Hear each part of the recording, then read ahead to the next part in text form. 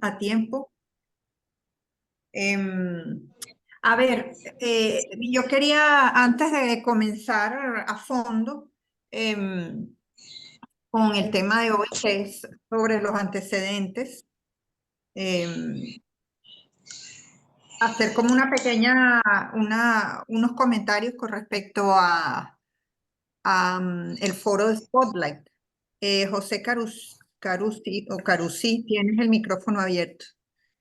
Sí, sí lo podemos. Ah, bueno, yo lo muteo aquí. Ok. Este, a ver, me alegra mucho, todos respondieron, todos vieron la película, creo que están las respuestas en líneas generales, pues están muy bien, ¿ok? Están muy bien. Claro, las preguntas eran bastante claras y precisas, pero la gran mayoría eh, no solo dio la respuesta correcta, sino que me gusta que caminaron como una milla extra de dar sus impresiones, ¿no?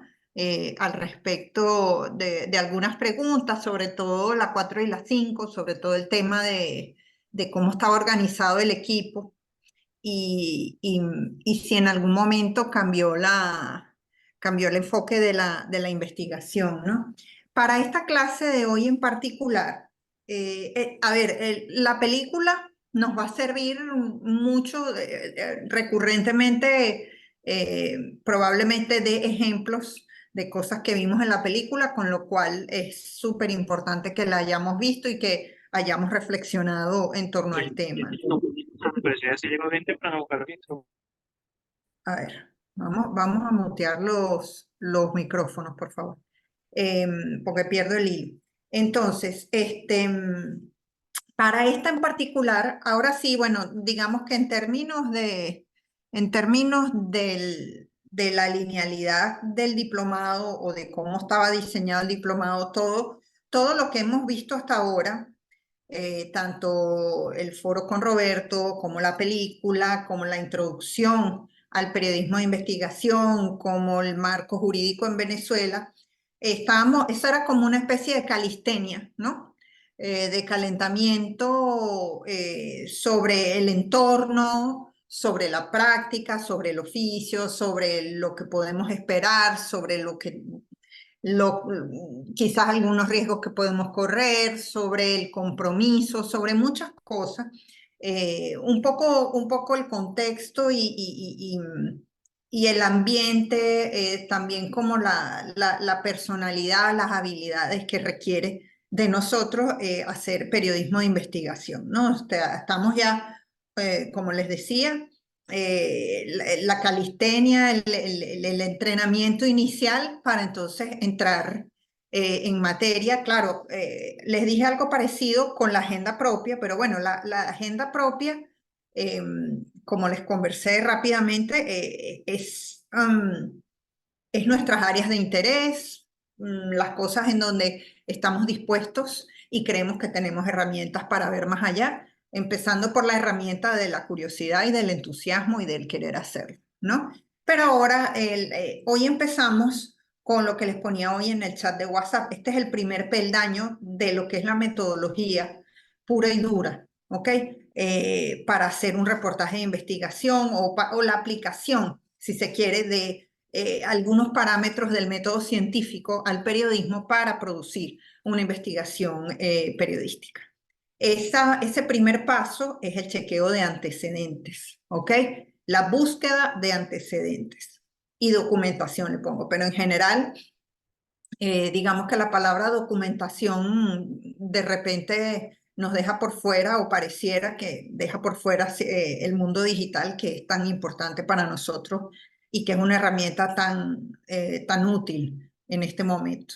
Entonces, hablemos en general de antecedentes, ¿ok? Del chequeo de antecedentes. Este es el primer paso y por eso la primera pregunta y luego la segunda, pero la primera pregunta en el foro de Spotlight, ¿ok? Es qué fue lo que abrió la puerta a la investigación, ¿no? Al tema, ¿no? La gran mayoría, obviamente, respondió lógicamente que fue la columna de periódico que leyó Martin Barron, que estaba llegando en ese momento al Boston Globe. ¿Qué tenía esa columna? Un dato. Uno solo, ¿ok? Lo suficientemente tremendo para llamar su atención y para despertar su curiosidad, ¿ok? En ese sentido es extraordinario el tema del olfato, el tema pues, de la sensibilidad y de la empatía, ¿no? Que tenemos un editor que viene de Miami, o sea, que está en una ciudad y en un entorno completamente diferente, y llega con un tema, se pone a aprender del entorno al que va a ir, porque, por supuesto, ¿no? Va a ser coach, va a ser el director y va a ser la mente que va a conducir periodistas que además son criados, nacidos en ese lugar, nativos propiamente de Boston, ¿no?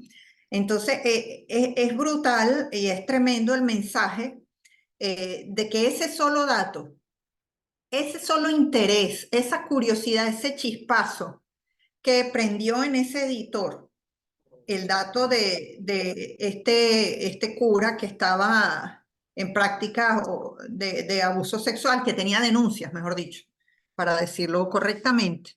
eh, para él fue un elemento tan llamativo que ese fue el dato disparador, ¿no? Se podría decir que yo no sé si era parte de su agenda propia, pero seguramente él tiene o tenía áreas de interés personal, eh, periodístico, que lo hace ser más sensible a ese tipo de mensajes, de temas, etcétera, ¿no? Entonces ahí tenemos eso que les hablaba en la clase pasada, ese dato, ese chispazo, esa llamarada, esa señal de alarma o simplemente que despierta nuestra curiosidad para la elaboración de una agenda propia o para tener simplemente un tema de interés que probablemente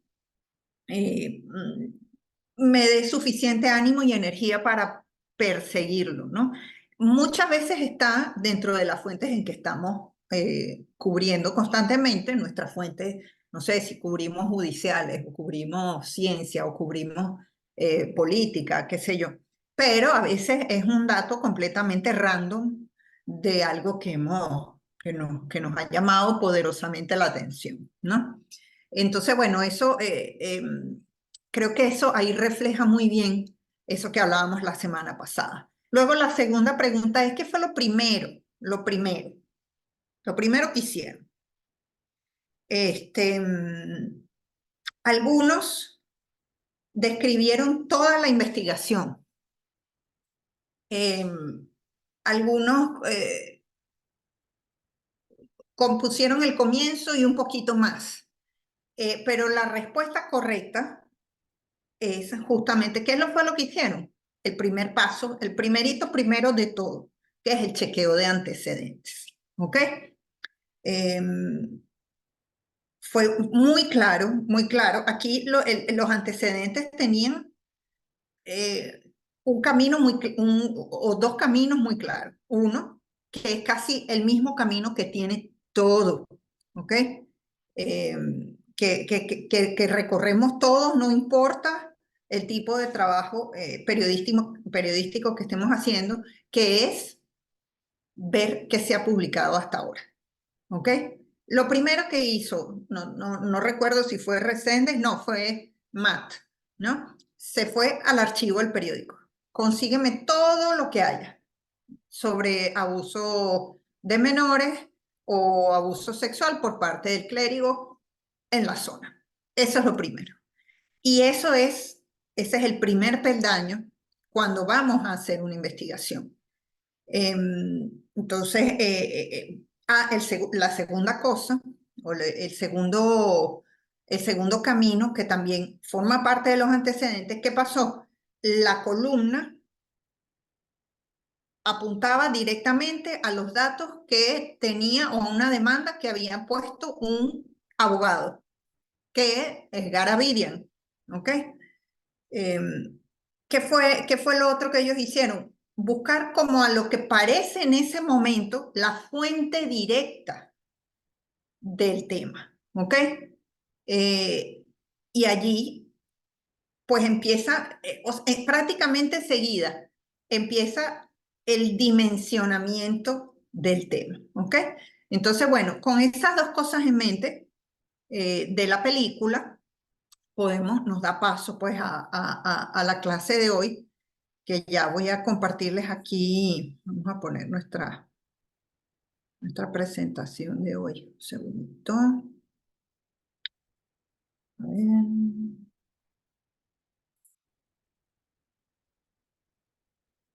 Sí, esto que pone María Rodríguez, lo vamos a discutir porque es interesante, ¿no? Eso que tú dices, el hecho de que él fuera católico, perdón, que él era, creo que él era judío, ¿no? Baron, que no era católico, entonces Sí, judío.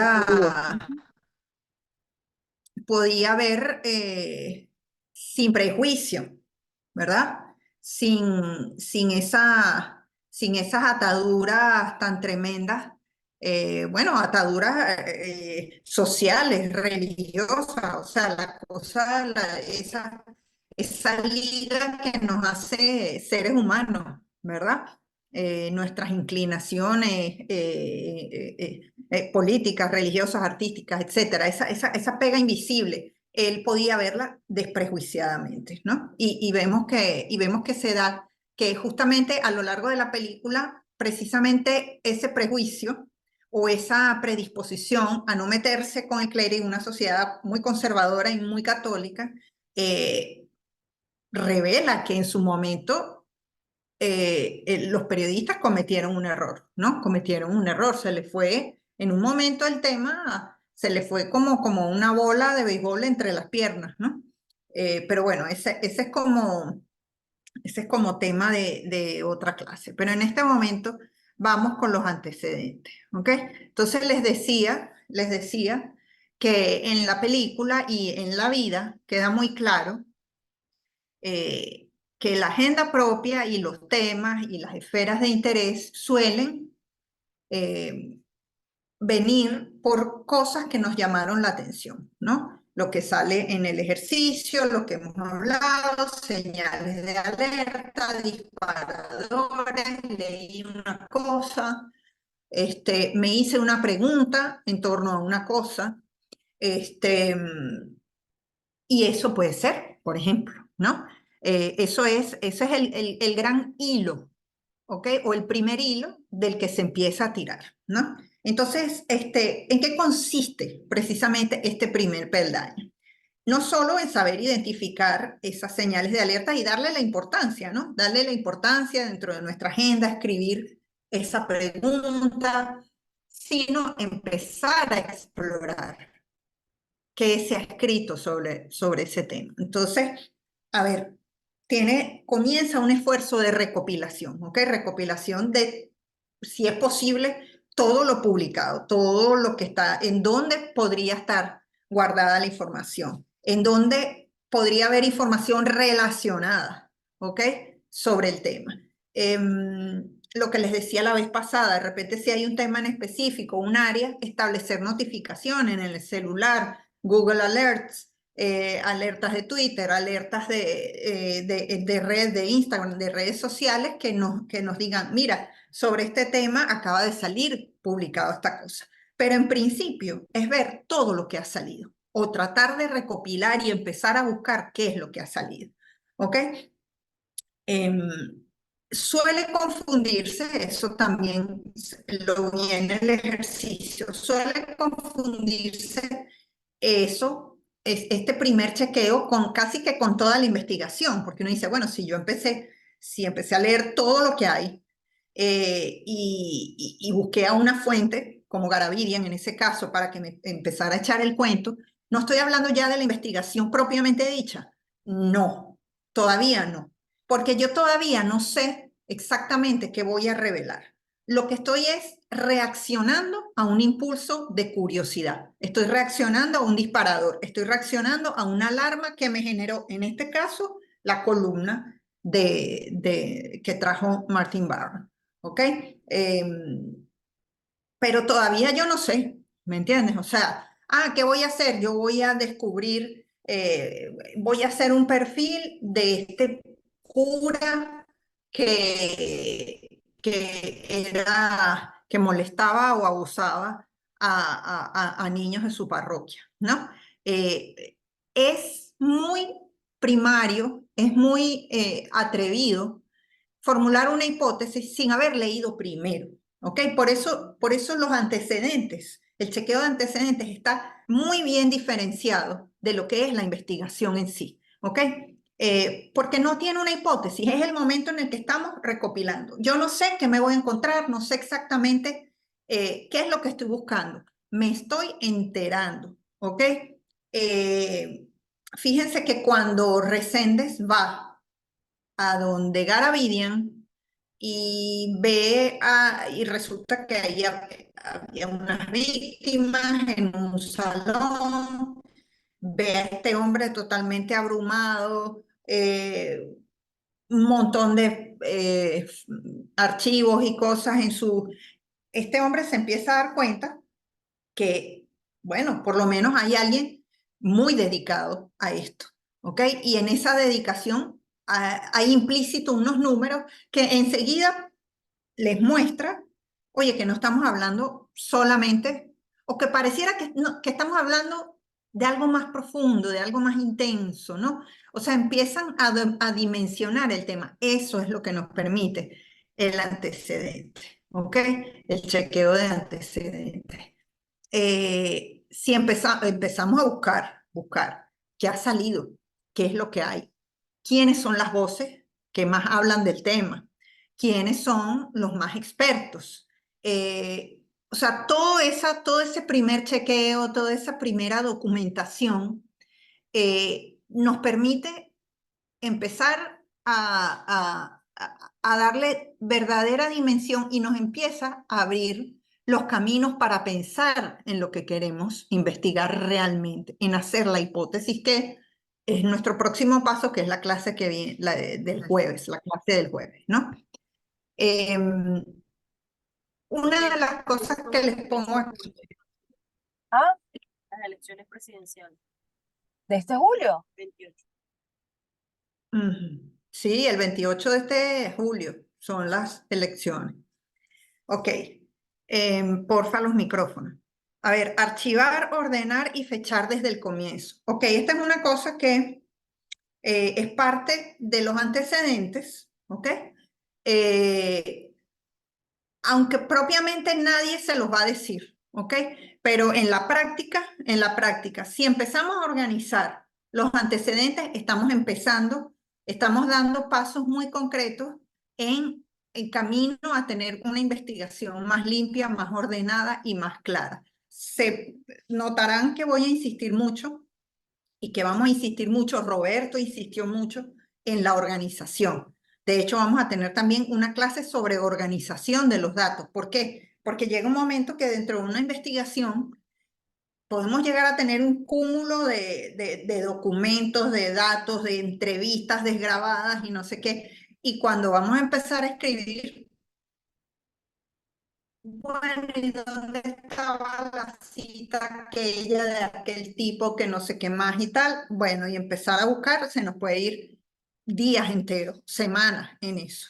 Entonces, mi recomendación es que los antecedentes, o sea, por lo menos los vayamos fechando, ¿ok?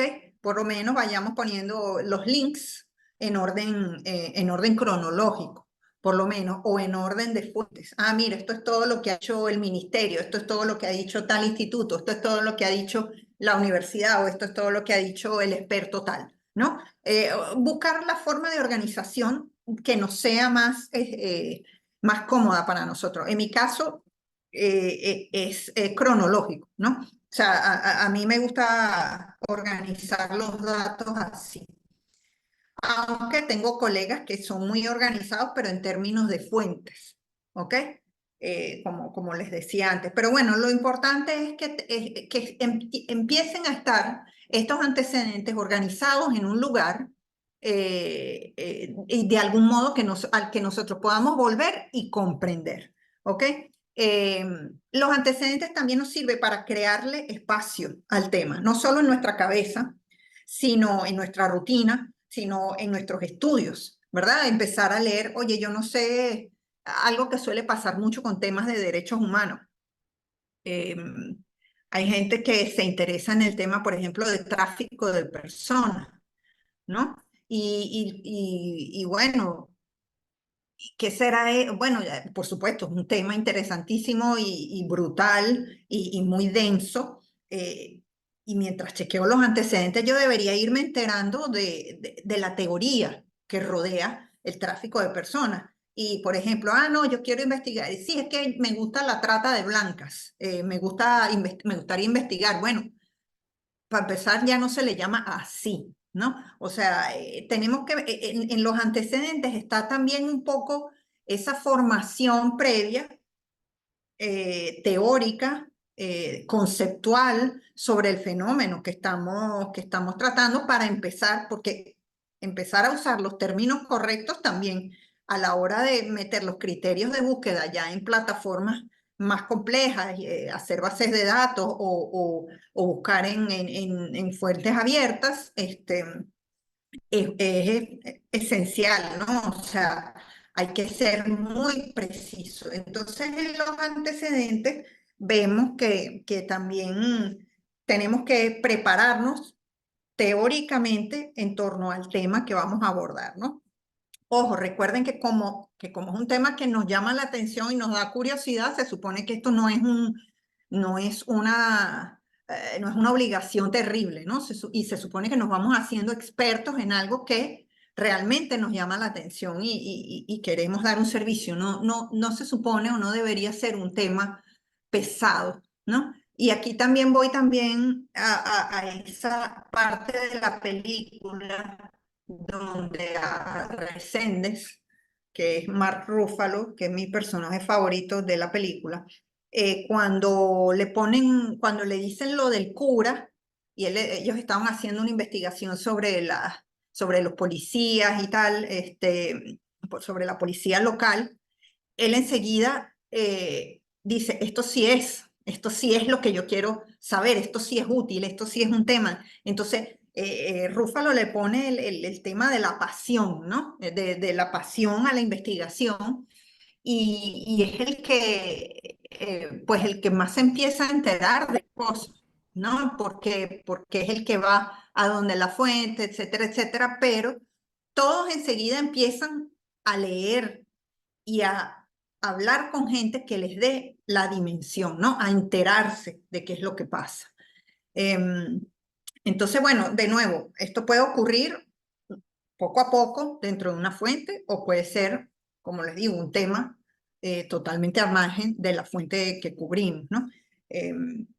Entonces, bueno, pero eso nos lo permite también los antecedentes, ¿ok? Si de repente leemos una columna y el columnista escribe, bueno, el libro tal explica esto, oye, sería interesante leer el libro tal, ¿no? O sea, ese primer chequeo nos hace expertos, nos hace más duchos, nos hace empezar a hablar el lenguaje correcto, ¿ok?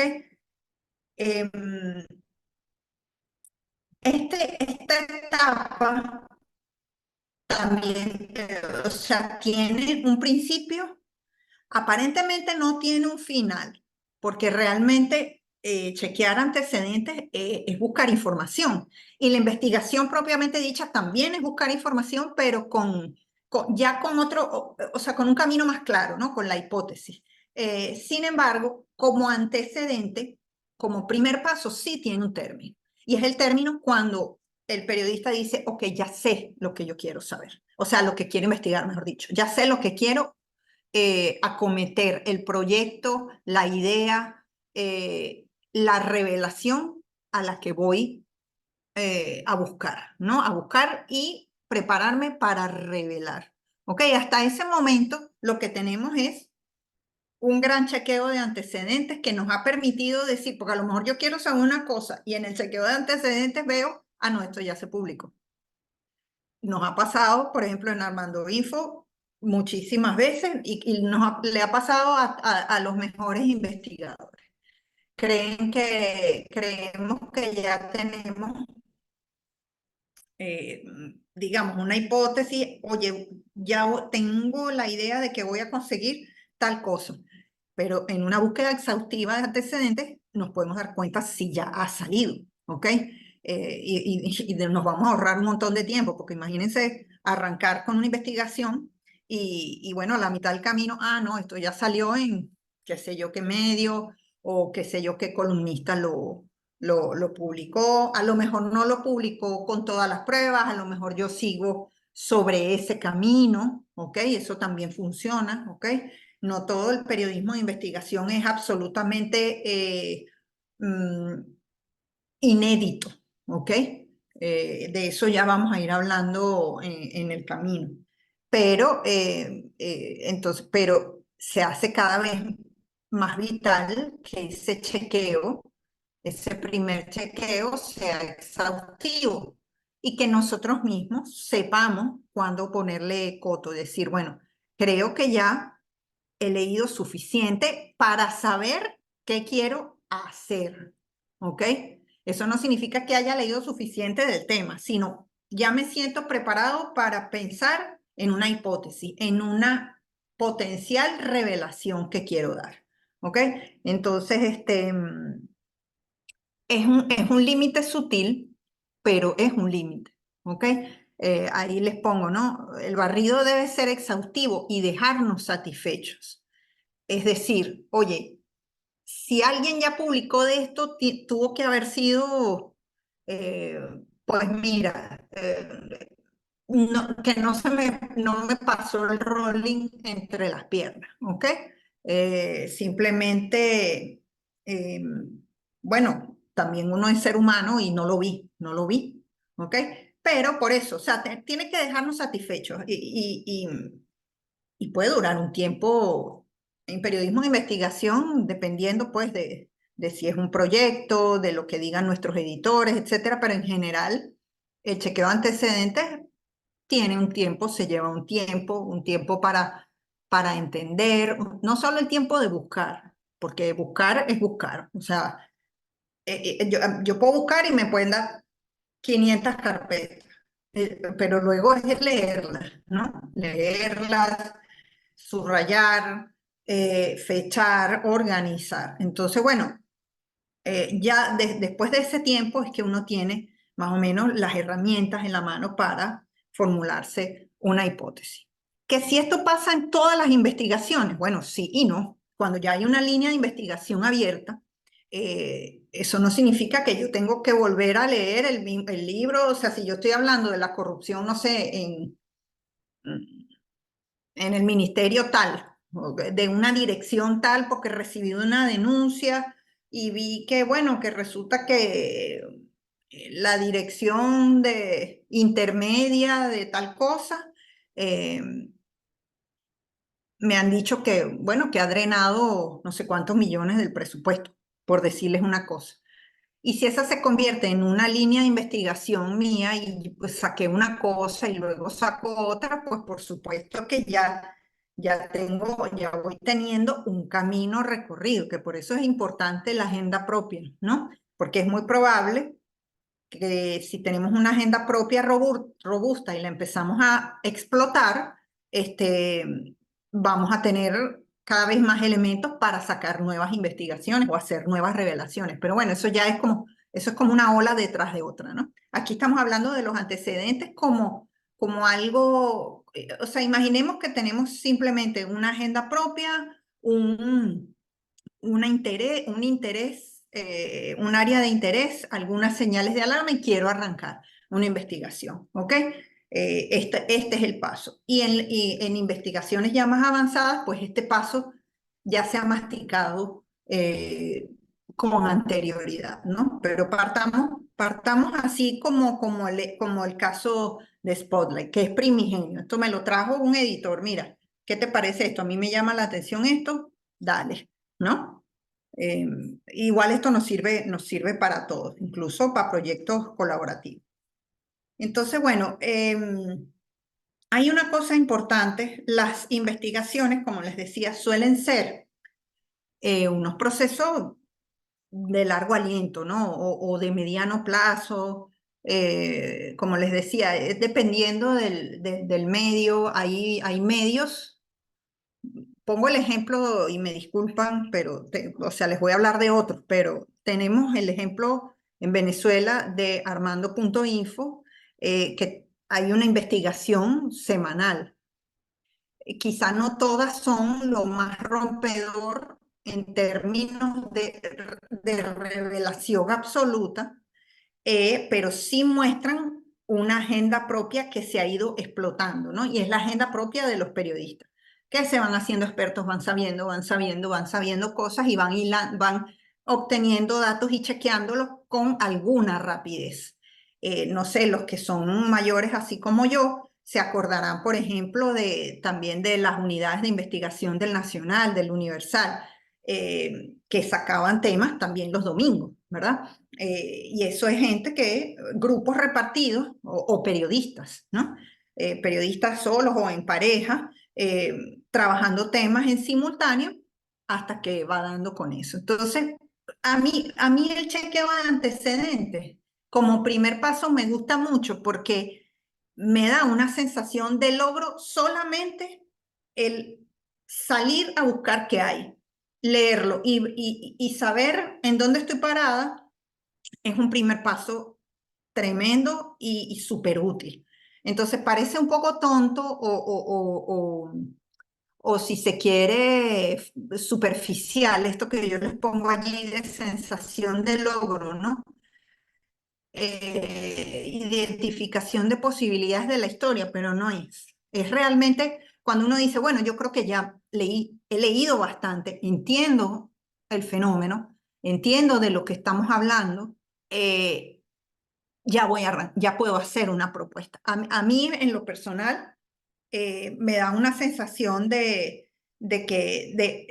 primero de tranquilidad, más que de logro, porque tengo o sea, me respalda un conocimiento que he ido adquiriendo, ¿no? Y entonces ya voy teniendo más certezas, ¿no? Y me siento más preparada para muchas cosas. Primero, identificar fuentes, que eso ya veremos, ya lo verán, y ya lo verán conmigo, que es fundamental. Ese es el peldaño 4, si no me equivoco, tú eres el 4, de este asunto de hacer investigaciones, ¿no?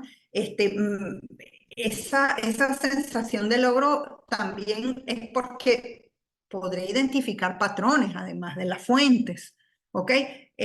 Podré unir los puntos, podré conectar. O sea, bueno, ya yo sé, si he leído lo suficiente, más o menos este experto representa esta corriente de pensamiento, este experto está en contra de esa corriente de pensamiento, este experto es transversal a estas dos, entonces ya vamos viendo, vamos dimensionando el tema, ¿ok? Eso es como, bueno, se hace una investigación, por ejemplo, qué sé yo, de nuevo, corrupción. Bueno, tenemos los que piensan que las sanciones fueron muy malas, otros que fueron muy buenas, otros que dicen que tuvo un objetivo que funcionó en lo económico y no en lo político, etcétera, etcétera. Entonces, a ver, vamos entendiendo que los temas y las agendas son multifactoriales y para poder nosotros, como periodistas de investigación, hacer una revelación y sacar la paja del trigo, hay que hacer mucho cruce de versiones, mucha comparación, porque este dice esto, porque este dice lo otro. O sea, va a haber una evaluación de fuentes que eso solo me lo permite un chequeo de antecedentes serio, ¿no? Y robusto. O sea, cuando, pero mire, te empiezas a investigar, ¿y has oído hablar de lo que dice tal? Oye, no. Bueno, léetelo porque es importante. Entonces, eso, sentirte un poco experto, sentirte que manejas los códigos elementales de ese tema, te da una sensación no de saberlo todo, pero sí de tranquilidad bueno, de que por lo menos voy a poder hacer preguntas buenas, ¿ok? Que también es la otra cosa importante, ¿no? O sea, saber nos va a ayudar a llegarle a fuentes, nos va a ayudar a identificar patrones y nos va a ayudar a hacer las preguntas correctas, ¿ok? Entonces, bueno, eso, el chequeo de antecedentes para eso sirve también, nos prepara, nos prepara. Entonces ahí está esa utilidad que en principio tú me dices, bueno, Valentina, pero no has empezado la investigación. Bueno, como les decía, bueno, sí, pero no, porque prepararte es parte de eso, ¿ok? Hacerte experto es parte de la investigación, ¿ok? Eh, bueno, ahí hago un par como de banderillas rojas, ¿no? Que lo hayas leído todo no significa que lo sabes todo, por supuesto, no somos periodistas, no somos, bueno, imagínate además los temas que a uno le pueden interesar, ¿no? Yo el otro día les hablaba del arco minero, yo no sé nada de minas, pero me interesa brutalmente lo que pasó allí.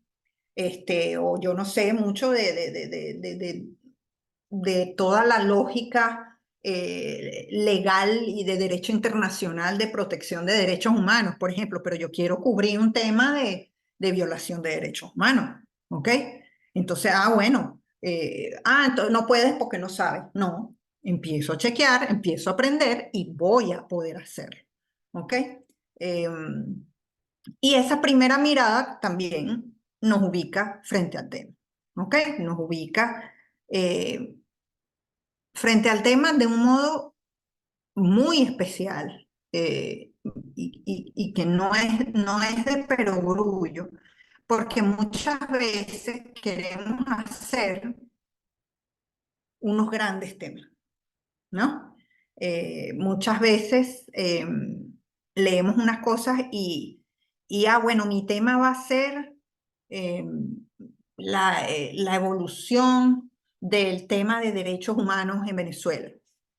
Ajá, eso no es periodismo de investigación, ¿ok? Eso es periodismo de profundidad. A lo mejor es un gran tema, pero no es revelador, es una recopilación. Ahora, que es importante, es útil, es un tipo de periodismo, pero no es el que estamos haciendo aquí. Entonces, en ese chequeo de antecedentes es que tú sabes si puedes llegar a una revelación o no. ¿Ok? Eh, Porque fíjense como los de Spotlight van tirando y les sigue saliendo cabulla y les sigue saliendo y les sigue saliendo y les sigue saliendo. Entonces, por eso es que aquello se convierte pues en una catedral de investigación. Pero ellos se fueron ubicando rápidamente gracias a ese primer chequeo. ¿Ok? A ese primer paneo, a ver, ¿de qué estamos hablando aquí? Lo hicieron tan exhaustivo que se dieron cuenta relativamente pronto que estaban frente a un caso tremendo y más adelante se dieron cuenta que estaban frente a un fenómeno, ¿ok? O sea, así iban avanzando eh, tan magistralmente en todo el chequeo de las fuentes, ¿no? Pero obviamente fue ese primer chequeo, fue esa ida a la hemeroteca al archivo del periódico, lo que les permitió dimensionar. Hay una cosa, esto solo lo dijo Zulay García, que no sé si está atendiendo esta clase hoy, pero Zulay dijo algo importantísimo y lo puso como la primera cosa que ellos hicieron, y es verdad, entre el primer paneo, aparte de Garavidian y el periódico y el archivo del periódico, ellos también dijeron, hay unos documentos judiciales, se enteraron que había unos documentos judiciales que estaban, o sea, bajo sello, ¿no? Bajo confidencialidad. Entonces, ¿qué hicieron? por supuesto que la investigación seguía avanzando, pero ellos activaron la solicitud de información pública. ¿Ok? Fíjense que es a la mitad de la película o a la mitad de la investigación que el tribunal decide dar acceso a los documentos, pero esa solicitud fue algo que ellos activaron casi desde el principio. ¿Ok? Entonces, como ven, la búsqueda de todo lo que hay, de todo lo que posiblemente hay sobre el tema, es fundamental. ¿Ok? A ellos no les sirvió en el momento de los antecedentes, pero una vez que se lo entregaron, fue parte de la investigación propiamente dicha de un modo central, medular, ¿no? Y eso está pasando mucho en las investigaciones a nivel mundial, incluso en América Latina. El problema, por ejemplo, es que en Venezuela, bueno, nuestras instituciones están en el estado que están y no hay una comunicación de las instituciones con la prensa ni con la ciudad. Bueno, en Venezuela lo que existe es una narrativa oficial que tiene prácticamente todo entubado y bueno, los medios que siguen y que quedan luchan pues con las herramientas que tienen para proseguir, pero en casi todos los países de América Latina, como en Estados Unidos y también en Europa, hay derecho a la información pública. Se hacen pedidos, peticiones de documentos. Ya, un segundito. Ajá. Se hacen peticiones de documentos. Por ejemplo, no sé si alguno de ustedes pudo leer o leyó alguno de los artículos de Narcofiles, que fue una investigación en la que participó Armando Info, pero fue liderada por OCCRP, que es una plataforma de periodismo de investigación sobre la que vamos a hablar también en el diplomado. Hay varias plataformas de periodismo de investigación, la que generó los Panama Papers, por ejemplo, que también fue la que lideró los Pandora Papers, los FinCEN Files, esta OCCRP, hay varias, ¿ok? Hay varias Forbidden Stories, pero casi siempre en estos proyectos, en estos grandes proyectos que a lo mejor parten de alguna filtración de documentos o de alguna iniciativa de varios periodistas, lo primero que se hace, porque va a tardar, es solicitudes de información pública, ¿ok? La acción a la Fiscalía Colombiana, a varios, a tribunales, o sea, dependiendo de cada país existen leyes que amparan al periodista y exigen y obligan al Estado a entregar documentación pública, ¿ok? Bueno, por ejemplo, pasa mucho eso que a veces sí te entregan información y hay muchas cosas que están tachadas, porque bueno, también el Estado, los gobiernos, pero sobre todo los estados, se abrogan y hasta cierto punto con razón términos de seguridad nacional, de defensa, etcétera, para no revelar datos que considera claves, perjudiciales, etcétera, ¿no? Pero yo me he sorprendido en los últimos 2 años con que mis colegas o nuestros colegas de México, de Colombia, de Chile, de Perú, de Ecuador incluso, y digo Ecuador porque tiene un sistema bastante inestable también, lo digo con esa voz, ¿no? Hacen solicitudes de información y obtienen respuesta del Estado. Mira, y le dicen, bueno, el ministerio me respondió tal cosa. Eso para los venezolanos. Bueno, yo me maravillo.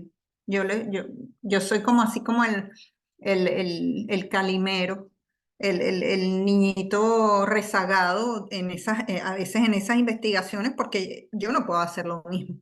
¿Ok? Yo no puedo ir a la vicepresidencia o a PDVSA o a qué sé yo y hacer una solicitud de información pública, aunque se podría, ¿no? O sea, creo que hay un marco legal que lo permite, pero simplemente no se aplica. Pero bueno, lo cierto es que esa fue también una de las cosas que hicieron en una etapa muy primigenia los miembros del equipo de Spotlight para tener justamente la mayor cantidad de información posible previa para la investigación. ¿Ok? Entonces, bueno, ya como para ponerle un poco de un arco, ¿ok? Un arco final a esto, que para qué sirve. Esto, no, me van a escuchar hablar de esto varias veces, ¿ok? Pero justamente en el chequeo de antecedentes es lo que nos va a permitir hacer la hipótesis, ¿ok? La hipótesis que es como el faro, ¿ok? Lo que queremos revelar, sí, el faro que quisiera iluminar ese camino o que podría iluminar ese camino. Yo solo puedo saber qué puedo, o sea, factibilidad, o sea, es factible. Yo solamente puedo saber qué puedo revelar y qué impacto podría tener eso si he hecho un tremendo chequeo de antecedentes, ¿ok? Y por eso ahí también me llamó mucho la atención y me gustó mucho una respuesta, no recuerdo de quién, que decía, oye, pero también lo interesante era que fueron, por ejemplo, a hablar con los abogados y no tenían información, perdón, no había denuncias. A mí me pareció muy raro que no hubiera denuncias. Esa es otra cosa, ¿verdad? A lo mejor por ahí podía ir la investigación. Porque resulta, claro, luego se enteraron que sí había unas denuncias, etcétera, etcétera, pero en principio esa falta de información fue lo que, epa, esto me llama mucho la atención, ¿cómo es que tengo aquí a un cura que se metió con un poco de niños y el cardenal a lo mejor lo sabía y nadie puso una denuncia? Es una gran pregunta. Entonces, muchas veces en eso que no se denuncia y en eso que no se dice es donde puede estar el impacto de nuestra nota. Y en el chequeo de antecedentes lo podemos ver, por lo menos podemos tener una primera idea de ese impacto, porque si conseguimos mucho de algunas cosas y no ha pasado nada, o si nos estamos haciendo constantemente una pregunta y no conseguimos información y no conseguimos información y de esto se debería saber, el sentido común muchas veces nos dice, pero aquí ha debido haber reacción, esto ha debido generar esto. Muchas veces en la omisión de las instituciones, de las fuentes, incluso en la falta de información, puede haber una evaluación de impacto y una grieta y una beta para nuestra investigación. Entonces, como ven, el chequeo de antecedentes no es simplemente una hemeroteca, hacernos una hemeroteca. Me gustó mucho que muchos ponían recortes de periódicos. Ahí botamos la cédula todito. Ahorita eso se traduce en links, ¿ok? O archivos, lo que podamos recortar periódico todavía, bueno, una maravilla, pero eso ya casi no es posible. Y es terrible porque en Venezuela había grandes archivos, ¿no? El Archivo Nacional, el Archivo Universal, el Archivo de Últimas Noticias, eran archivos, el archivo, bueno, la Biblioteca Nacional, ¿no? Eso, quizá, o sea, sé que la Biblioteca Nacional todavía funciona, pero obviamente ahí la memoria reciente del país está totalmente lesionada y dispersa y no está al día, pues. Pero en todo caso, me pareció cuchi lo de los recortes de periódico, pero bueno, sí, eso es una parte pues sumamente importante de los antecedentes. Entonces, bueno, esta es un poco como la teoría de ese primer paso, de eh, esa primera aproximación en caliente al, al- a la metodología del periodismo de investigación. Entonces, bueno, si quieren, ahorita podemos hacer un una ronda de preguntas y respuestas al respecto. Pueden estar fundamentados en la película o en experiencias propias, pero creo que sería bueno ahorita abrir un espacio de discusión. Ah, veo que hay 8 mensajes nuevos, no los he leído. No, no, pero son... Ok. Ok. ¿Alguno tiene una pregunta? Pueden levantar la mano.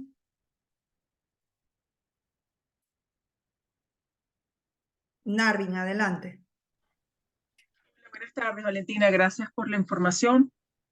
Sí, yo te preguntaba por allí si tienes algún método de cómo estructurar todos esos antecedentes y toda esa documentación y, digamos, como para ir haciendo alguna ruta, como para enrutar, ¿qué pasa si esto me da, o sea, como una especie de flujograma? Si voy por esta ruta y los antecedentes cronológicos me dan tal respuesta y ¡pum! Llego a una pared y de ahí no continúo, pero si lo estructuro por fuentes, las fuentes me van dando otras vías de escape, por decirlo así.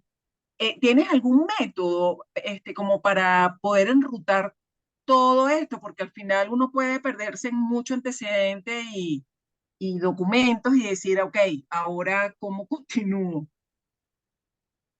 Sí, por eso es que los antecedentes tienen, como les decía, aunque pareciera que no tienen un final, sí lo tienen, ¿ok? Digamos, la búsqueda sigue, pero hay un punto en el que uno dice, ok, ahora llegó el momento de saber para dónde voy.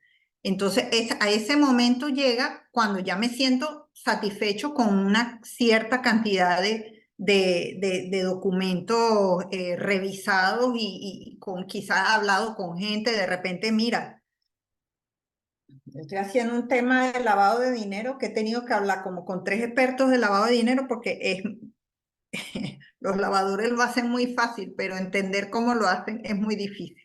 Entonces, bueno, me he tenido que enterar, he tenido que hablar con gente para saber, para poder crear mi hipótesis, qué es lo que quiero revelar. O sea, hay un tema intuitivo importante aquí. O sea, uno sabe de repente, o sea, como estos periodistas, oye, un cura con 4 denuncias de abuso de menores, bueno, eso es un red flag, una señal de alarma por donde tú la ves. Y ahí hay un delito implícito, o sea, ese dato en sí mismo tiene un montón de implicaciones, ¿no? Entonces, sin embargo, es en los antecedentes que ellos empiezan como a darse cuenta de la cosa, ¿no? Entonces, hay una cosa intuitiva e importante. O sea, sí, estoy frente a un fenómeno raro, a un fenómeno delictivo, un fenómeno criminal, un fenómeno moralmente incorrecto, como tú lo quieras llamar, dependiendo del tema que tú estés viendo. ¿Qué es lo que tú me preguntas por un método? El método puede ser el mismo que, o sea, que uno utilice luego para la organización de los datos, pero en principio para los antecedentes, yo voy creando, o sea, a mí hay 2 cosas que a mí me gustan mucho. Uno es el Drive, ¿ok? El Drive, porque tengo una carpeta eh, a la que le abro subcarpetas, ¿no? Entonces es una forma para mí bien cómoda de organizarme, ¿no? Entonces, tengo carpetas por fuentes y voy haciendo un documento, como les decía, porque me gusta llevar como cierto orden cronológico. Ah, primero, bueno, no sé, primero aparecieron unos millones en un maletín en un sitio, luego apareció fulano diciendo tal cosa y así, o sea, pero por ejemplo, yo tengo un archivo de Word que luego subo un documento, este, organizó las pistas principales, incluso son frases. Fulano habló con fulano, tal fecha. El gobierno hizo tal anuncio, otra fecha. Esta institución hizo este otro anuncio, otra fecha. Y así, ¿no? O sea, hago un archivo que es cronológico, pero los links o los recortes periódicos, los documentos, puede ser también archivos PDF, fotos en JPG, CamScanner, o sea, imágenes, ¿ok? Imágenes. Las voy subiendo y organizando en carpetas, ¿no? Ese me resulta a mí muy útil. Hay otro que está buenísimo, que no es solo, y además eso lo puedes usar, o sea, lo puedes usar para los antecedentes y lo puedes usar para toda la investigación, ¿no? Que yo diría que eso es lo ideal. O sea, no cambiar de método, bueno, casi nadie lo hace porque es absurdo cambiar de método de investigación una vez que haces la hipótesis, ¿no? Lo que puedes de repente es que si vas haciendo una carpeta como documentos o elementos de prueba, por ejemplo, o sea, que es la carpeta donde van los archivos más importantes, las entrevistas más, incluso las frases más reveladoras que te dijo alguna fuente, ¿no? Por ejemplo. Eso es lo que puede ir cambiando, pero dentro del mismo drive, ¿no? Dentro de la misma carpeta. El otro que te iba a decir que me gusta mucho es una aplicación que se llama OneNote. OneNote. En Apple ya les voy a... ya tengo el papel. Es que yo soy Android. No me maten los Apple lovers, sé que son muchos. Pero en Microsoft está una aplicación que se llama OneNote. Ya la voy a poner aquí, ¿cómo se escribe?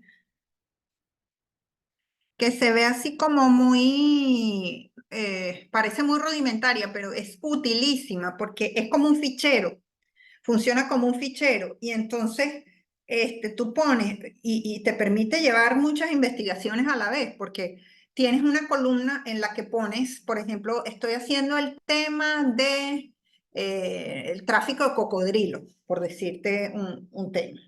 Y aquí hay unas pestañas donde puedes ir poniendo lo que dice cada fuente, ¿no? Expertos, tal, o el experto tal, el experto tal, el experto tal, el ministerio, no sé qué, el biólogo fulano. Entonces, en esa pestaña, le das a la pestaña y puedes ir escribiendo y puedes subir fotos y puedes subir archivos de diferentes tipos. Entonces, es una forma también de tenerlo organizado por pestañas, ¿no? Entonces está el Drive por carpetas, está el OneNote, que es como por pestañas verticales. Mira, hay unas cosas maravillosas. Bueno, está el Excel, ¿ok? El Excel que es realmente, puede ser la llave maestra para muchas cosas. Que lo diga Eduardo, nuestro jefe aquí académico, que es el rey de Excel, pero un Excel nos puede, con columnas, ayudar perfectamente a organizar, bien sea por tiempo, por fuentes, por frase, y luego nos permite incluso hacer cruces, ¿no? Incluso podemos en una columna, si estamos haciendo, que eso fue lo que me pasó, por ejemplo, con la investigación de los 56.000 millones de los fondos de Chávez. O sea, íbamos poniendo en una columna el fondo, en otra la fecha, en otro el objetivo del fondo si es que salía, en otro los links de la gaceta, ¿no? De las gacetas o de los, ¿cómo se dice esto? Sí, los links de las alocuciones donde públicamente el gobierno y Chávez en particular decía, anunciaba el fondo. Y luego estaban los montos, ¿no? Y luego estaba el cambio, ¿no? El cambio de bolívares a dólares, o sea, porque había que unificar eso, porque, bueno, en Venezuela sabemos que el tema del el bolívar fuerte, más fuerte, menos fuerte, vas borrando ceros y aquello al final no sabes cuánto tienes. Entonces, bueno, esas dos columnas en Excel, luego se le aplicaban las formas de calcular y podíamos tener no solo el cálculo en dólares, sino, bueno, la sumatoria, ¿no? Pero eso fue organizado en un gran Excel, ¿ok? Eso lo organizó Marcos Valverde, que fue el colega que trabajó conmigo y que él realmente hizo como la parte, él picó las piedras más duras, ¿no? Pero esa fue su forma, ¿ok? Entonces, como les decía, hay también, es cuestión de ponerse a explorar. Ahí, métanse en Google for Journalists, por ejemplo. Eso es comenzar a explorar cosas. Porque, por ejemplo, ahí también está, si llegamos a tener una gran cantidad de información, nos dieron un montón de documentos, nos dieron incluso documentos en forma digital. Y yo, bueno, yo tengo un pendrive con 3000 correos electrónicos. ¿Cómo arreglo eso? Bueno, está una cosa que se llama Pinpoint en Google for Journalists, que es como para hacer una base de datos. Es maravillosa para gente así, muy lega en tema tecnológico como yo. Créanme, si yo pude, todos pueden, porque yo soy bien cachivachera con eso. Entonces, pero creas una base de datos. Puedes ir creando una base de datos que luego te permite, coño, tú mismo navegar por los criterios de búsqueda. Ya Catherine Penacchio también les dará más datos al respecto. Esa sí sabe de eso. Pero lo cierto es que si vamos a guardar y organizar antecedentes, o sea, en forma más bien de documentos, links, etcétera, Drive es una gran herramienta, el OneNote es una gran herramienta, Excel es una gran herramienta. Hay gente que le gusta hacer ¿cómo se llama esto? Esquemas, ¿no? Esquemas. Este está emparentado con este es amigo de este es socio de esto queda aquí, que lo que hace son como arañas, ¿no? Estos gráficos en forma de arañas, mapas de relaciones, se llama eso bien nombrado. Hay una aplicación que también les explicarán más adelante, que se llama Flourish, que permite hacer esos mapas de relaciones muy bonitos, ¿ok? Y que en cada, digamos, en cada nodo puedes ir poniendo la información de cada uno, pero bueno, para mí esos son los investigadores, ya no son 2.0, son una gente superdotada y hay mucha gente realmente que lo hace, que son nativos digitales, un poco más duchos que yo, pero hay muchas herramientas que se pueden explorar y que están muy buenas. José, Buenas tardes. Bueno, yo tengo hola. una pregunta y quizás esto lo vamos a ver más adelante, pero sí me gustaría como que saber, más allá de Google o Twitter o Facebook, ¿qué páginas recomienda para buscar información a la hora de montar antecedentes? Eh, por ejemplo, me pasó con la tarea que teníamos que entregar hoy, que yo conseguí, por ejemplo, información en Google, pero no era como que suficiente. Entonces, este, como antes de montar o antes de hacer esta propuesta con toda hipótesis, ¿dónde más podemos buscar que quizás no sean las fuentes que utilizamos a diario o que sean tan fáciles de hallar información? Ok, bueno. Sí, lo que pasa es que en principio pareciera que hay que hacer un arqueo de fuentes, ¿no? Pero lo que realmente hay que sentarse un poco a pensar es, ¿dónde conseguiría yo información? ¿No? Fíjate, para esta tarea de agenda propia,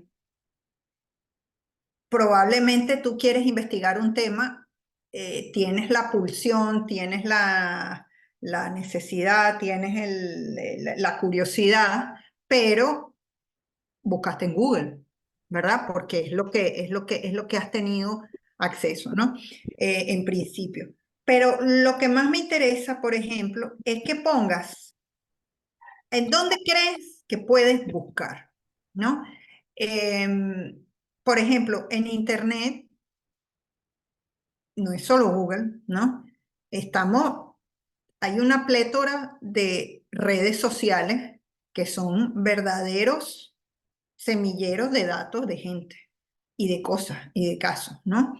Eh, Eso lo vamos a ir aprendiendo poco a poco, porque también, a ver, lo que me interesa es que en principio pienses en dónde puedo conseguir más información, qué es lo que te dice tu intuición, ¿no? O sea, por ejemplo, si estamos hablando de un policía, ¿no? O un cuerpo de seguridad del Estado, por ejemplo, ¿no? Por poner algo de complejidad relativa, pues.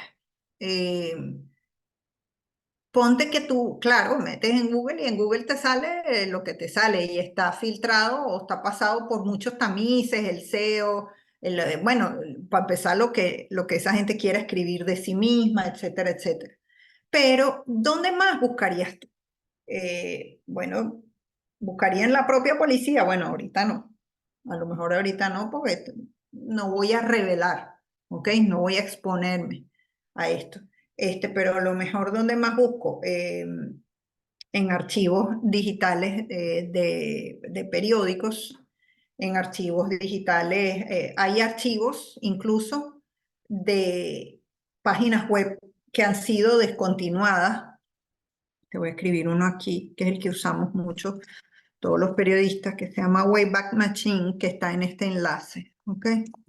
Este es como un cementerio de páginas web que ya están descontinuadas, pero ahí guardaron como capturas de pantalla en el tiempo, ¿no? Entonces ahí, por ejemplo, se pueden buscar. ¿Dónde más puedo buscar? Mira, tesis de grado, universidades, expertos. ¿Expertos en dónde? Ah, bueno, si mi tema es no sé, la falta de agua potable y bueno, no sé, expertos en políticas públicas,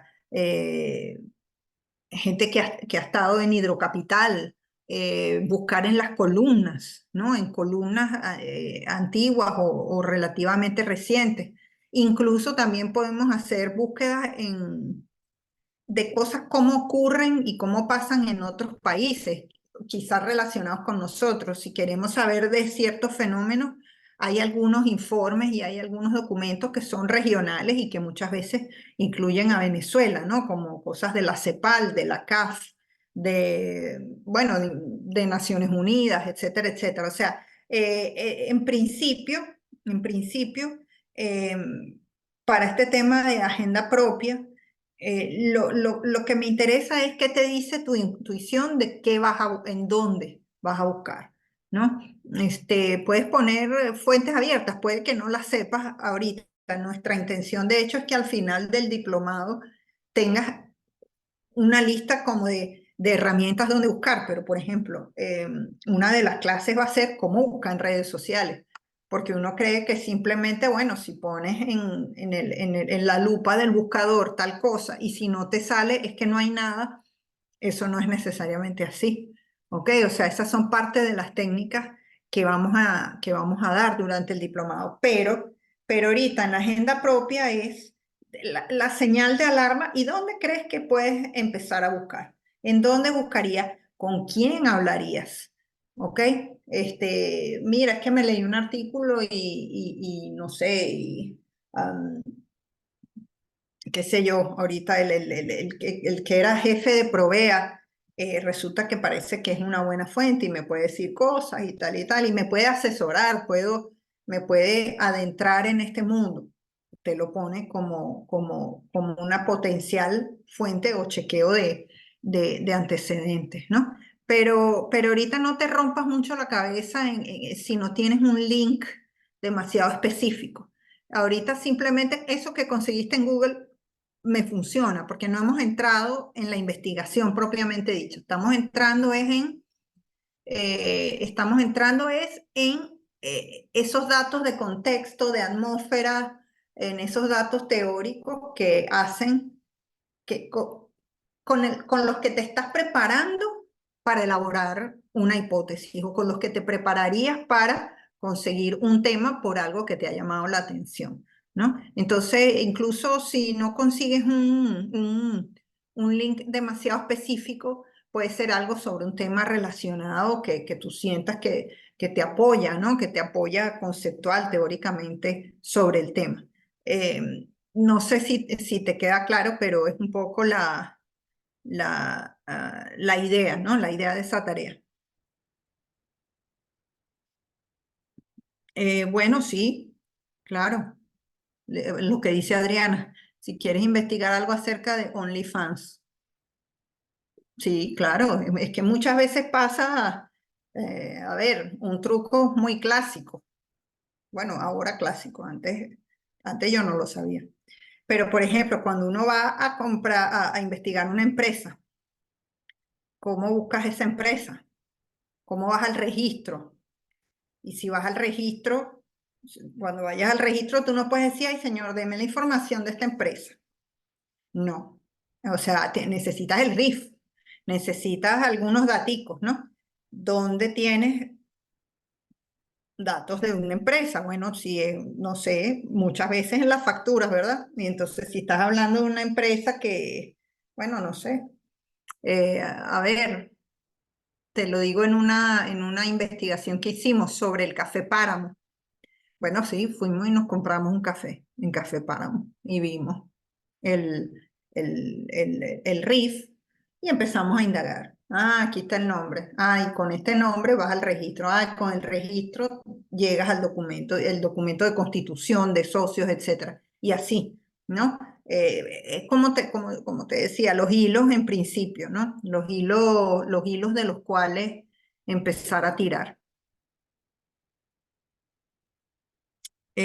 Ahora sí, pide número de expediente, sí, pero no en todos los registros. Luego te digo en unos que tenemos ahí medio chequeados, pero sí, eso de los registros se está cerrando bastante, ha sido terrible. Nos están cerrando hasta esa posibilidad. Pero bueno, sí, sí, sí, está fuerte eso de los registros. Deberíamos escribir sobre eso. Andrea, Hola, ¿me cuéntanos. escuchan? ¿Sí? Bueno, yo tenía varios comentarios. El primero era que, como que usted habló de que no teníamos accesos, incluso es que no tenemos nada de acceso, es como si se obviara, porque en un momento yo hice un reportaje sobre abuso sexual infantil en el estado Lara, y bueno, me fui hasta el Hospital Central, donde llevan como la estadística de todo esto, incluso la directora se me escondía, pues a pesar de que entregué documentos en varias ocasiones y le hice seguimiento. Igual el reportaje se entregó, pero simplemente no entregan la información, a pesar de que haya un marco legal que pues no, les dice a ellos que deben hacer. Lo segundo, con respecto a lo que comentó José creo que se llama, eh, era Sí, que José. en los antecedentes, bueno, en ese reportaje que creo que es uno de los que he hecho estando así recién saliendo egresando, eh, cuando tú buscas antecedentes, las fuentes te proveen como de muchos de esos muebles que hablaste en la otra clase para saber dónde buscar. Y esos mismos chequeos de antecedentes es como si alara el hilo y te van saliendo datos y datos y datos, que fue lo que me pasó en el reportaje. Entonces, ese hablar con expertos te va nutriendo como de todos esos datos donde te permite como que buscar y saber dónde buscar y a quién abordar. Y Exacto. el Sí, tercer porque uno no sabe, al principio uno no sabe. Sí, exacto. Y al final, el tercer comentario que le quería hacer era que en la película yo veía que los reporteros abordaban a las fuentes con mucha sinceridad. O sea, por ejemplo, cuando Pfizer abordó al cura y le dijo, usted violó a los muchachitos. Entonces es como algo que no te van a decir de una vez. En este caso, yo creo que lo más como difícil en esa experiencia que yo tuve fue abordar a las fuentes y que te dijeran algo que los ponía en peligro a ellos. Entonces, por ejemplo, en el reportaje que yo hice, ya cuando tú hablas de números tienes que poner fuentes, porque cuando es anónimo, pues es como que la información no tiene mucha validez. Lo que me gusta del periodismo de investigación es que tú las fuentes es lo que te da la pista, pero tú tienes que comprobar esa información. O sea, no importa, como dijo Denis el otro día, no me des tu nombre si quieres, yo necesito comprobar esa información. Lo que necesito es como la pista, dónde buscar. Y bueno, quería preguntarle recomendable es tener este tipo de sinceridad. Por ejemplo, como abordó Pfizer al cura que violó a los muchachitos. Ok. Bueno, mira, Andrea, tú estás adelantada como ocho clases, pero es muy importante esto que dices porque nos puede pasar en los antecedentes, nos puede pasar desde el principio. Que bueno, que a lo mejor alguien que parece que puede simplemente, oye, cuéntame sobre esto, sobre este fenómeno, no quiere. Y oye, ¿cómo tratar a esas fuentes? ¿Cómo persuadirlas? ¿Cómo acercarnos a ellas? Eso lo vamos a ver en la clase de fuentes, pero en principio yo te diría una cosa, que esto aplica para los antecedentes y para todo en general. Por lo general, sí es importante la sinceridad, ¿ok? Es importante decirle a las personas con quién estás hablando. O sea, estás hablando con un periodista. ¿Por qué? Porque en general, hablar con un periodista, cuando una fuente, una persona, habla con alguien y tú no le dices que eres periodista, bueno, en principio sería es poco ético utilizar la información que te dé. Bueno, porque esta persona a lo mejor entra en un nivel de confianza porque cree que está hablando, mira, estoy hablando con una amiga de mi primo, ah, coño, pero resulta que la amiga de tu primo es periodista y todo lo que estás diciendo lo va a utilizar o lo podría utilizar. Entonces,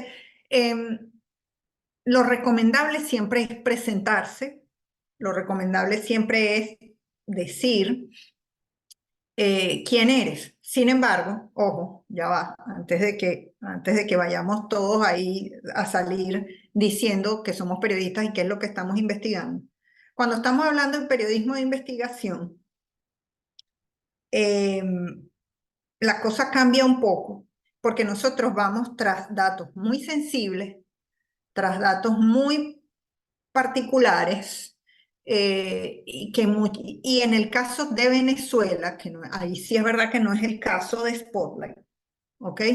Es muy poca la protección frente a la ley, poca o nula la protección que tiene el ejercicio de nuestro oficio frente a la ley, ¿ok? Todo este tema de la protección de fuentes, del anonimato, no sé qué, todo lo que dice la ley del ejercicio del periodismo, yo creo que realmente estamos en un entorno donde es un saludo a la bandera, ¿entiendes? Es ley, pero casi, o sea, el Estado no cumple su parte, ¿no? Y las instituciones. Entonces, estamos en un ambiente, en un contexto sociopolítico muy deformado para el ejercicio del periodismo, siguiendo pues todos los cánones teóricos, ¿no? Que yo te puedo decir aquí, por supuesto que hay que presentarse y decir no sé qué, pero en muchos casos, fíjate que no. Fíjate que simplemente si tú vas a recopilar unos datos, si tú vas al registro a buscar un documento de una empresa, no necesariamente no tienes que decir que eres periodista. Tú puedes ir como va un geógrafo, como va un tesista, como va un profesor, pues yo voy, ¿me entiendes? O sea, eh, hay que evaluar en qué casos, hay que decirlo, y en qué casos eso me va a representar un dilema ético, ¿me entiendes? Como te digo, o sea, si vamos a utilizar un testimonio, si estamos hablando con una persona en un cargo alto y estamos interesados en lo que nos pueda dar, hay que decirlo, que somos periodistas. Este, Ojo también, si no está en peligro nuestra seguridad personal, ¿ok? Yo siguiendo ese canon, una vez yo fui a la frontera a cubrir, bueno, cuando ocurrió la cosa esta ay, ¿cómo se llama? El paso de la ayuda humanitaria que supuestamente iba a pasar de Colombia a Venezuela, cuando Guaidó y todo ese rollo, yo estaba en la frontera, esperábamos todo lo que se esperaba, y en la noche anterior había mucho movimiento en los puentes binacionales, y yo me acerqué a una persona pensando que era alguien, pues, bueno, alguien que me parecía un ciudadano normal que estaba parado en una acera, y le pregunto que cómo ve el movimiento, o sea, le pregunto por cómo ve la situación, cuál es la diferencia con noches anteriores, si la cosa ha estado tensa o no. En principio se lo pregunto como a alguien más, sin presentarme, pero muy pronto me doy cuenta que no me presenté, le digo, mire, yo soy periodista para que no sé qué. Bueno, aquello fue terrible porque el hombre salió corriendo, se lo dijo una gente salió corriendo, yo pensé que me iban a pegar, seguramente me hubiesen pegado si no corría, puse sobre aviso a un montón de periodistas también que estaban, entonces se generó, pero yo no lo sabía, no me lo imaginaba, entonces hay que evaluar las situaciones, ¿no? Pero fíjate que en el caso de la periodista que se acerca a donde el padre fíjate, ella entra casi que con una espada samurái y le pregunta, ¿usted abusó de los niños esto, no? Eso no es usual, ¿eh? O sea, yo creo que ahí sí hay un poco de propósito narrativo cinematográfico, exacto, por razones cinematográficas, pero en la práctica el abordaje de este tipo de entrevistas es mucho más delicado, aunque finalmente las preguntas son las preguntas y lo que se quiere saber es lo que se quiere saber, ¿me entiendes? Pero sí es lógico que ella de inmediato se identifica como periodista porque va a preguntar algo sumamente delicado, ¿no? Ella va a preguntar directo a una fuente, a un afectado, perdón, a un responsable. Entonces, ahí no hay medias tintas, ¿ves? Lo que sí podemos hacer en casos similares y en casos de que se traten de fuentes potencialmente peligrosas es ver el ambiente, o sea, es saber en qué condiciones estamos y si se puede hacer un abordaje así. O sea, no es que vamos a dar papaya. Eso que dice Roberto, por ejemplo, que dijo Roberto, que a las fuentes les dice, mira, todo lo que tú me digas, yo lo voy a comprobar. En ese caso, estamos hablando de fuentes que vienen con pistas. Muchas veces son fuentes que vienen y te dicen, mira, yo tengo esto porque fulano es un ladrón. Así, y yo te tengo que creer, o sea, porque tú lo digas. No, es que yo trabajé con él, es que supe tal y que tengo documentos. Esa es otra cosa, yo los tengo que comprobar, ¿ok? Entonces ahí, o sea, ahí sí es importante establecer la diferencia fuente periodista, ¿me entiendes? Por la autenticidad de los datos, ¿no? Proteger la veracidad de la data. Porque él me puede venir con un documento que a lo mejor es forjado, no existe, no sé. Ya yo tendré los métodos para verificar si eso es cierto o no. Pero cuando es uno el que se acerca a la fuente, eh, muchas veces es un baile diferente, ¿no? Eh, Como te digo, eso que decía Roberto, muchas veces pasa es cuando te vienen a ti con datos y cosas, porque muchas veces la gente que quiere ser fuente o que quiere pasar un dato, a lo mejor tiene también su propia agenda, ¿no? Tiene su agenda personal o simplemente, hay muchos también que sí, que tienen la mejor de las intenciones, se enteraron de una cosa y van y te dan los datos. Uno igual los chequea y los rechequea para poderlos publicar. Pero en todo caso, cuando alguien viene a ti, uno se cuestiona o se pregunta, oye, ¿por qué esta persona está hablando conmigo? ¿Por qué esta persona me está diciendo esto? Hay algunas fuentes que son muy claras. Mira, este tipo me estafó y así como me estafó a mí, ha estafado a tantas personas y es un funcionario público. Bueno, ahí hay un interés público, ¿verdad? Entonces, bueno, me interesa, tal, pásame los datos, yo los chequeo. ¿Ok? Entonces, pero ahí tú tienes que dejar claro que tú no trabajas para la fuente. Tú no estás trabajando porque tú quieres echarle una broma al tipo que te estafó, por ejemplo, ¿no? Eso todo lo vamos a ver cuando veamos las fuentes, los tipos de fuentes, de quién estamos hablando, la viuda del poder, un afectado, una víctima, y no es lo mismo cuando se acercan a ti que cuando tú te acercas, ¿no? Y también tampoco es lo mismo, hay muchas veces que la única forma es no presentarse y hacerse el loco, o sea, me hago el estudiante, me hago el arquitecto para poder entrar, me hago el no sé qué, ¿me entiendes? Sobre todo pasa cuando son temas hiper complicados o cuando son lugares de acceso prácticamente imposibles para un periodista. Cada caso se evalúa y eso normalmente se evalúa mucho con los editores, ¿ok? Se evalúa mucho con las personas que no están activamente en la investigación y que ven el asunto desde afuera y te pueden decir, bueno, a lo mejor aquí mi evaluación es de que esta fuente es tan peligrosa que mejor no, simplemente no la toques y ya. Pero le podemos mandar un cuestionario vía correo electrónico. Le podemos. ¿Ok? Sí. Pero si esta fuente, si no vamos a firmar la nota por asuntos de seguridad, bueno, lo mandamos desde un correo eh, anónimo, por ejemplo, un correo sin nombre, ¿no? Que sea de, qué sé yo, de CNN, de Armando Info, de OCCRP, del medio que sea. Me crea un correo, ¿me entiendes? Claro, siempre hay que decir esto, mira, hay una investigación en curso de este medio y queremos saber tal y tal cosa. Pero, por ejemplo, podríamos no individualizar un periodista que luego pueda ser objeto de represalia. Pero esas son cosas, como te digo, que se evalúan cada vez. Vamos a tener una clase para eso. Y ahí hay que tener cuidado, ahí sí no nos podemos comparar mucho con Spotlight, porque el ejercicio periodístico aquí en Estados Unidos no es como en Venezuela, ¿ok?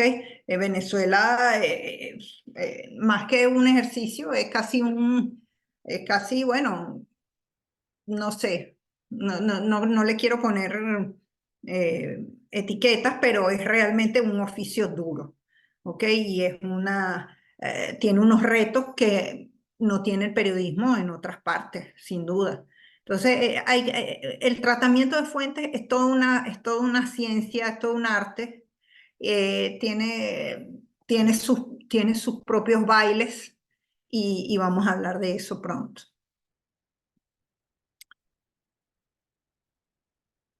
Ok. ¿Qué pasa cuando los datos provienen de fuentes cuyo conocimiento es más vivencial que teórico? Me pasa mucho con los pescadores, su conocimiento es casi ancestral, tienen experiencia. ¿Hasta dónde le podemos dar crédito a sus palabras o debemos corroborar, buscar con especialistas? A ver, Ana Carolina, cuando estamos en los antecedentes, no estamos todavía corroborando nada, porque no hemos hecho hipótesis. O sea, todavía no sabemos qué queremos revelar. Y por eso es tan importante hacer un arqueo o una búsqueda de antecedentes exhaustiva. Si tú te sientas a hablar con un pescador sobre un fenómeno determinado que tú estás investigando o que quieres investigar, porque estamos en el punto en el que yo quiero investigar sobre eso, sobre este tema. Ojo, todavía no sé qué exactamente, pero quiero investigar sobre este tema. De repente esa conversación con los pescadores y su sabiduría ancestral y vivencial es suficiente. Es suficiente. Es todo lo que ellos te pueden dar. Y a lo mejor es suficiente para que tú dimensiones el tema de una manera en particular. ¿Entiendes? Fíjate en el caso de los de Spotlight, cuando ellos hablan con el tipo de la ONG o del grupo de víctimas, que no es una ONG, o sea, con la asociación de víctimas, que él les empieza a sacar el libro, la cosa, y él les empieza a decir, cuando él le dice, estamos hablando sobre todo de víctimas que son gente de bajos recursos, muy pobres, y que la religión es su vida.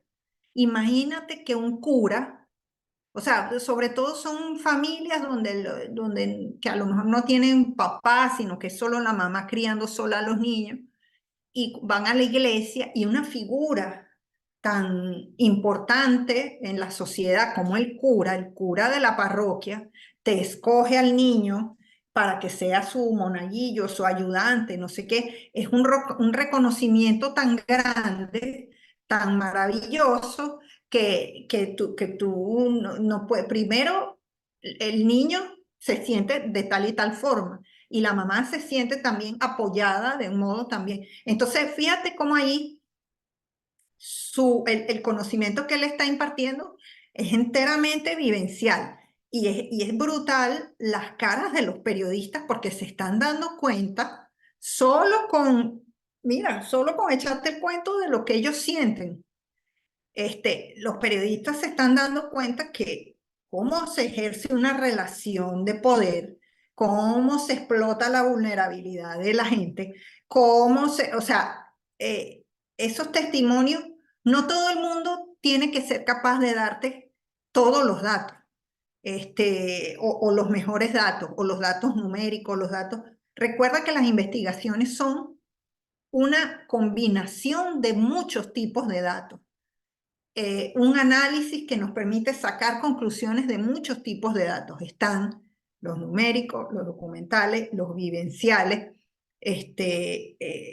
que muchas veces, y dependiendo del tema que estemos tocando, son tan importantes o más que los numéricos, ¿me entiendes? Todo es importante y en el caso de los antecedentes yo no me preocuparía demasiado en esa primera etapa en si oye, necesito los de tal, el registro, la cosa. No, en principio lo que necesitamos es saber cosas sobre el tema, entender el tema. Quiero hablar de corrupción, coño, tengo que leer de corrupción. Tengo que saber cómo se manifiesta si es la corrupción económica, si es la corrupción académica, si es la corrupción científica, si es la corrupción deportiva. O sea, imagínate, ahí hay o sea, las esferas de conocimiento son súper amplias. Entonces, en principio, el chequeo de antecedentes es lo que nos permite